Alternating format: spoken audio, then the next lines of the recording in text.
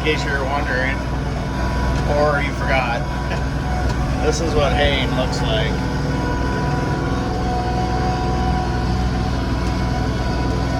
We parked the drive in the back. We had 658 bales, and we're getting down there to the, I don't know, probably just past halfway maybe. Bringing them up to the barn. So, wish us luck. Hopefully the clouds keep the sun up and don't send us any rain while we're doing this. Well, talk to you soon.